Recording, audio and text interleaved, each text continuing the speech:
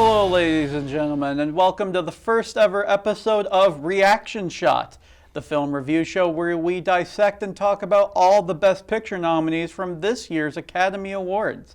I'm William Gilquist, and I'm joined by my co-host, Jeff Neppl. Hello. And Julian Verez. Hey, everybody. Well, this year's Academy Awards have come and gone, but the 10 films that were nominated for Best Picture are still here, and we plan on talking about all of them the best that we can. And what better film to start off with than this year's Best Picture winner, Everything Everywhere All at Once. Now, you may only see a pile of receipts, but I see a story. I can see where this story is going. It does not look good. Everything Everywhere All at Once was directed by Daniel Kwan and Daniel Schreiner, otherwise simply known as the Daniels, and stars Michelle Yeoh, Ke-Huy Quan, Stephanie Hsu, James Hong, and Jamie Lee Curtis. The film follows Evelyn Wong, a middle-aged Chinese immigrant who runs a laundromat with her husband Waymond. They also have a daughter together named Joy, who is also a lesbian. During the beginning of the film, Evelyn deals with a lot. Her business is being audited by the IRS, Waymond serves her divorce papers, and her father visits the U.S. for a Chinese New Year party. And Evelyn is afraid to tell her father about Joy's relationship with her girlfriend, as she too is reluctant to accept her own daughter's happiness. While at a meeting with the IRS, Waymond is taken over by another version of Waymond from the Alphaverse, a parallel universe that developed verse-jumping technology, which enables people to access the skills, memories, and bodies of their parallel universe selves by performing bizarre actions. Alpha Waymond tells Evelyn that every life event spawns another universe, and that all of the multiverse is being threatened by the alpha version of Joy named Jobu Tupaki. Using the multiverse jumping technology, it's up to Evelyn to stop Jobu and save the multiverse. The film was nominated for 11 Academy Awards, the most of any film this year, and won 7 of them, including Best Director and Best Original Screenplay, both for the Daniels, Best Actress for Yeoh, Best Supporting Actor for Kwan, Best Supporting Actress for Curtis, and of course, Best Picture. And personally, this was a well-deserved sweep. It was the best Picture nominee of the year and one of the best films of the year in general. Everything about this film was perfectly crafted. The directing, the writing, the stunts, the set design, the prop design, the cinematography, the editing, and of course the acting was flawlessly executed. It's a film that makes you feel so many different emotions throughout its runtime, and it's one of the best times you'll ever have watching a movie. It's a film that gives you a greater appreciation for your own life and the people in it. It's a 5 out of 5 movie that's worthy of its Best Picture win. But that's just my opinion. Let's turn it over to my co-host for their thoughts. Jeff, what was your overall impression of the movie, I guess? I love this film. This might be the greatest movie ever made. Everything about this is fabulous. It is funny, it is sincere and heartfelt, it is action, it is fabulous in every sense of the word. I love this movie. Like, when it comes to like how it did the Academy Awards, you agree with at least most of it, would you say? Absolutely, most of it. I think Stephanie Hsu should have gotten Best Supporting Actress instead of Jamie Lee Curtis. Nothing against Jamie Lee Curtis, she was great, but I think between those two parts of supporting actresses, she had more to. She was like more of the heart of the movie as opposed to Curtis, who was good, definitely, but like compared to what Hsu did, it definitely should have been recognized more. I would say. Yeah. Agreed, 100%. Julian, do you have any thoughts? No, I share the same sentiment. You know, I thought it was a great movie overall. I definitely like a fresh take on a multiverse, you know, something fun. Something that's not Marvel. Yeah, not Marvel, and, you know, I feel like it's been a long time since it's been done well. I remember way back when the movie The One with Jet Li had a great take on multiverses. Yeah. So it's just been a long time since, you know, a great take on multiverse. So I thought it was really good, and I totally agree. I think Stephanie Hsu was a way better choice for Best Supporting Actress. I think there's definitely some underlying political Hollywood stuff there, but without getting too, deep Yeah, dive on we're that. not equipped to really handle a discussion like that. But overall, yeah, I thought it was great. It was great to see the return of an actor like Ke Huy Quan, in a big role, and overall, I really appreciated the whole thing. Just a great performance from him all around. Great performances from everyone. Like I previously mentioned, Yo, Quan, and Shu were all fantastic in this movie. And also, what a huge win for A24, like an independent studio that's helped launch so many careers, did as well as it did at the Academy Awards, and not just with Everything Everywhere All at Once, but with like The Whale and all that stuff. Like, it's really cool to see that the Academy Awards are finally acknowledging like independent studios like with like a more creative edge to it. And I think with A24, I think a lot more I think Hollywood in general is starting to notice it more. And I don't think A24 is necessarily going to have a better night than it did with the Academy Awards this year, but I think a lot more people are definitely going to be looking out. So what are your overall thoughts on A24 getting recognized by the Academy Awards and what that could mean for the future of the Oscars? Or really just film in general. I don't know enough about A24 to make an educated guess on that, but it's nice that a smaller studio is being recognized in such a large way. I think that's pretty cool, especially in the era of like streaming releases versus theatrical releases and things like that. Where like Disney owns everything. Yeah, so it's an interesting change in that respect. Do you have any thoughts, Julian? No, I agree though. A24, unfortunately I'm drawing a blank, but I know I've seen their logo at the beginning of so many movies lately, and I know I've enjoyed quite a few of them. I do think that it's, like you said, kind of just fun to see smaller studios, if you will, compared to the giants that have always kind of seemingly dominated everything. So no, I think it's great, and I can't wait to see more stuff from them.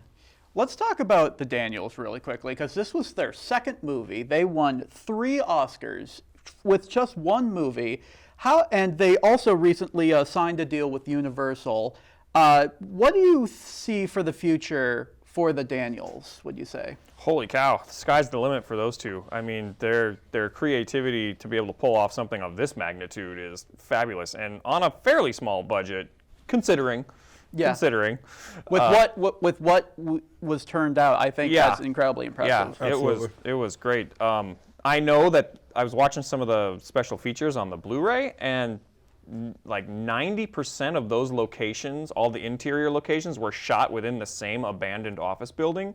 So like the apartment above the laundromat, all the IRS building stuff, that courtyard, like all of that was shot within the same building, which is fabulous. I thought they were in an apartment.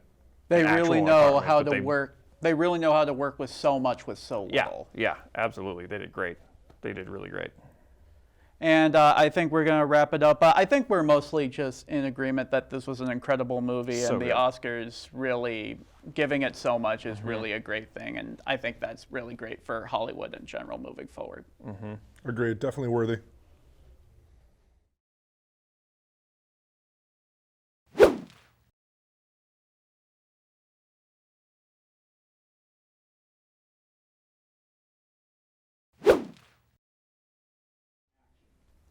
And now we move on to our next Best Picture nominee, The Banshees of Inisherin.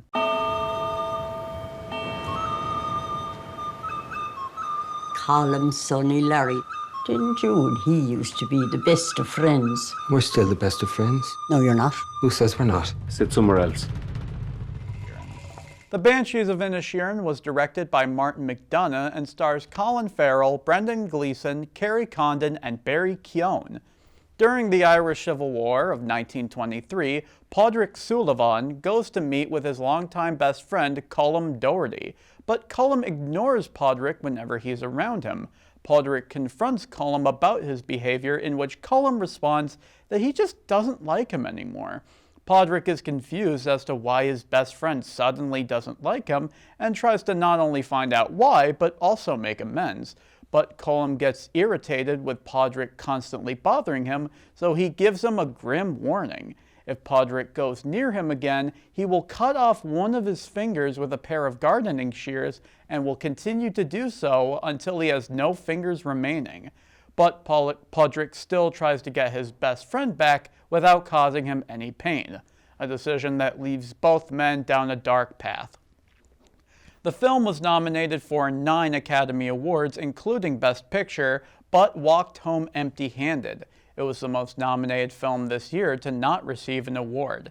And personally, that seems kind of unfair, especially given some of the great acting performances in this movie, particularly from Colin Farrell, who gave one of his all-time best performances in this film.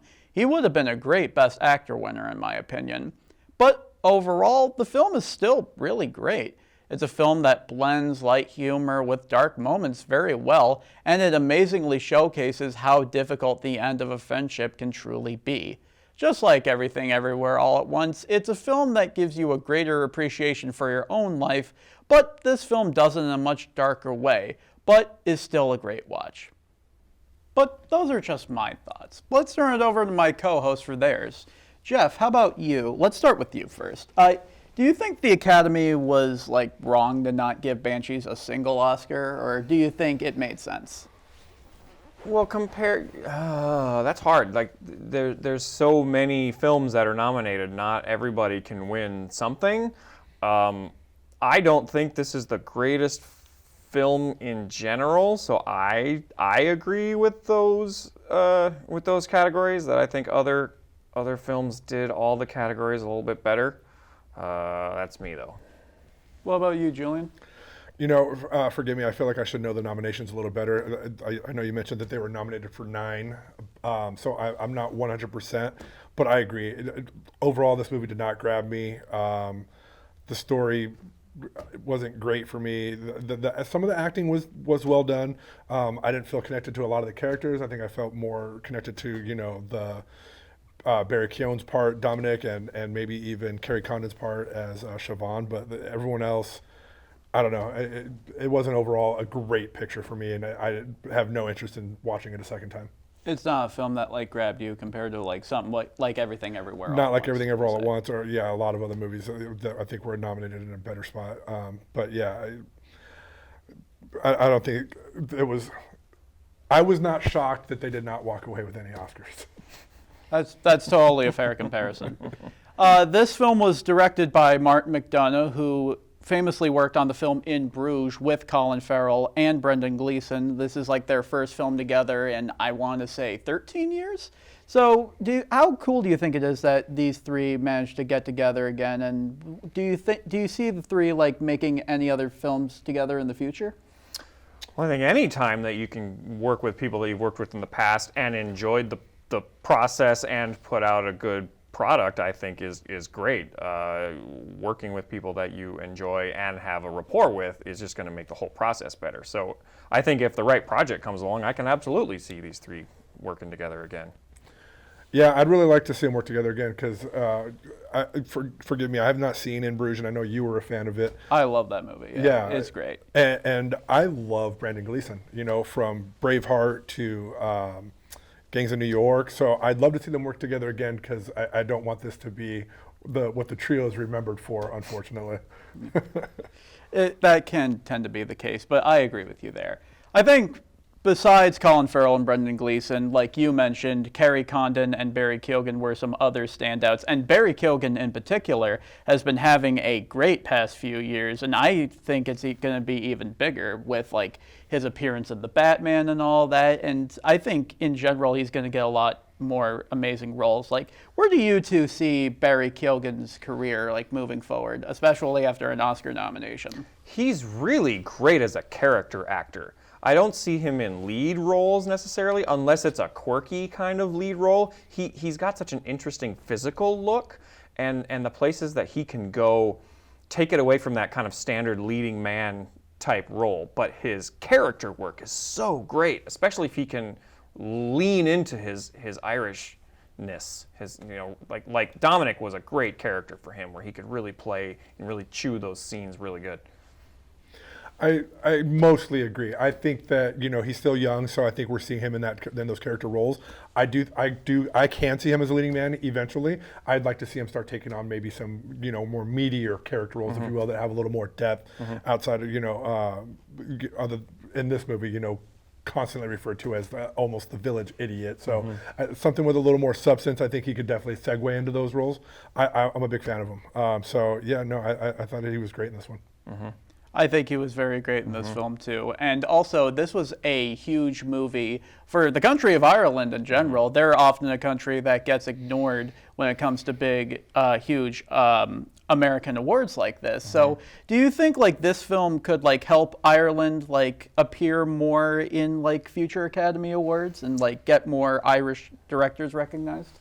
I think so. Ireland is used a lot for its scenery. It's hard not to. It's a glorious place, and they shoot a lot of shows.